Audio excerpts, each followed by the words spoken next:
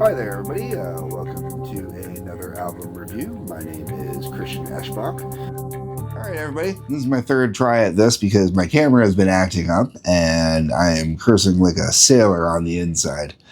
We are talking about Metallica's Polar Beach Party DVD, live in a tent, Tuktoyaktuk, Canada, September 3rd, 1995. I am going to repeat that date multiple times.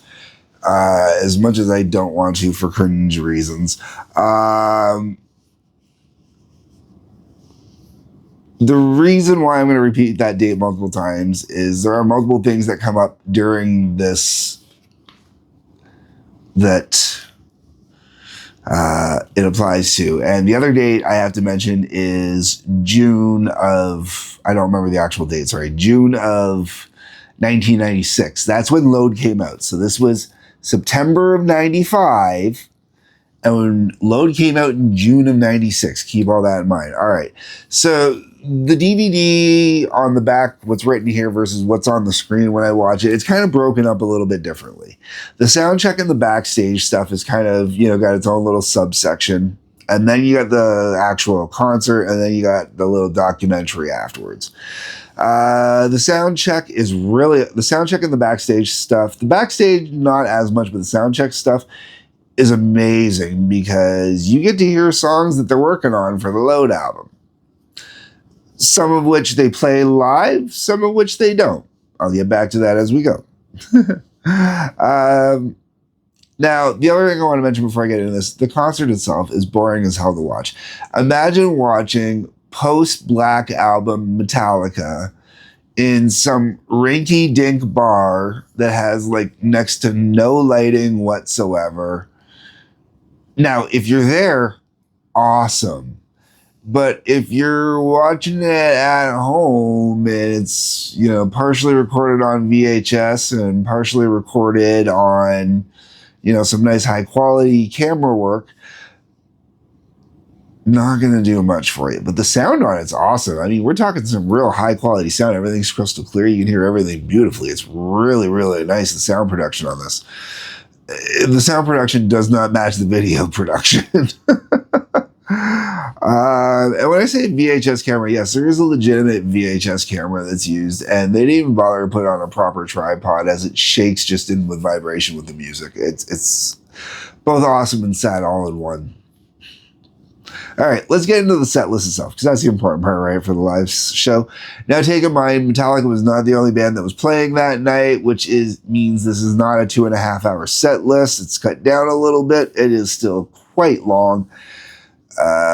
But on the whole, this is kind of like, we're the headlining band, but there are other bands on here that need their time. Hole in specific was one of the other bands. And one of the fun parts about 1.5 years in the life of Metallica Part 3, Tuck, as it's labeled on the back here, was watching Courtney Love and Lars screwing around. And it's funny because this is one concert I was really upset. I was too young to qualify to go to it because it was, part of a alcoholic promotion.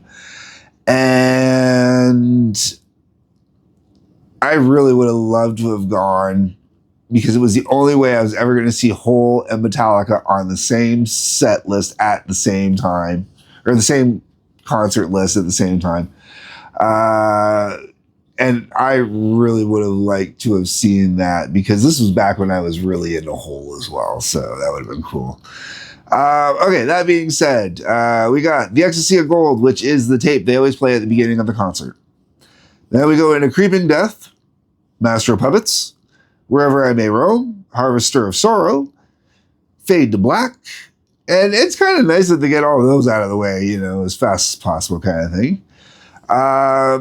Now, once again, remember, this was in September of 95.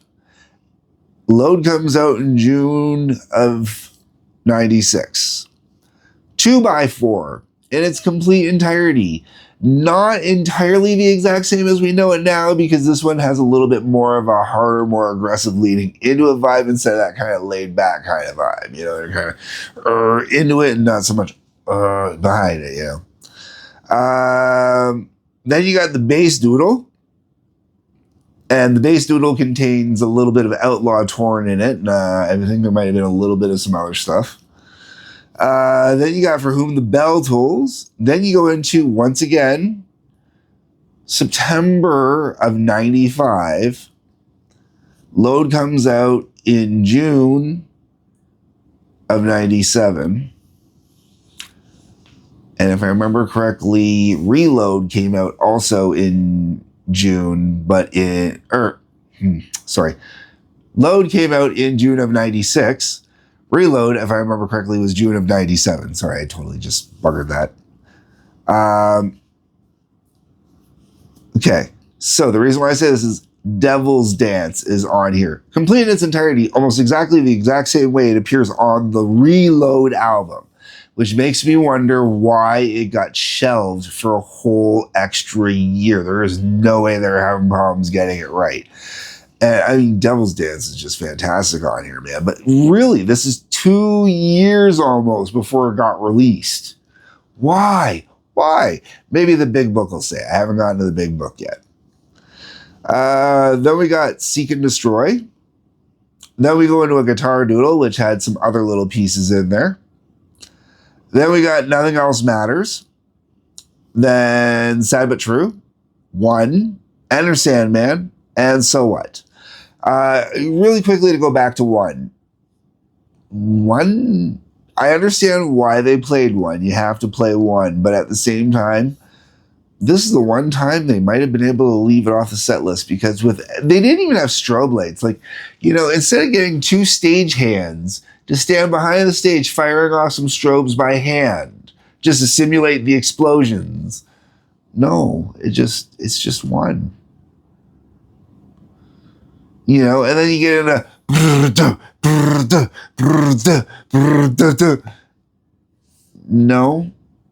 no, it's just one with its boring stage setup, lights. Okay, so the whole way around, if this was a bootleg DVD that was available for like $5.99, sure, pick it up. As is, because of the video itself and how boring the concert is, if you're not there, if you're there, it's going to be insanely awesome. If you're not there, it's not going to be fun to watch on here. There's not much going on.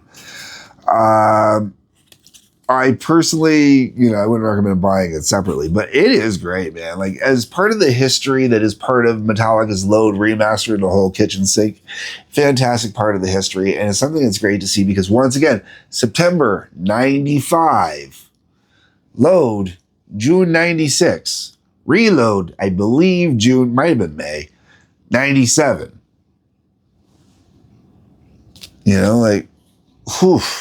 Whoof. Anyways, folks, next up is going to be Metallica Shadowcast, discs 1 through 5. I'm going to do all of them together.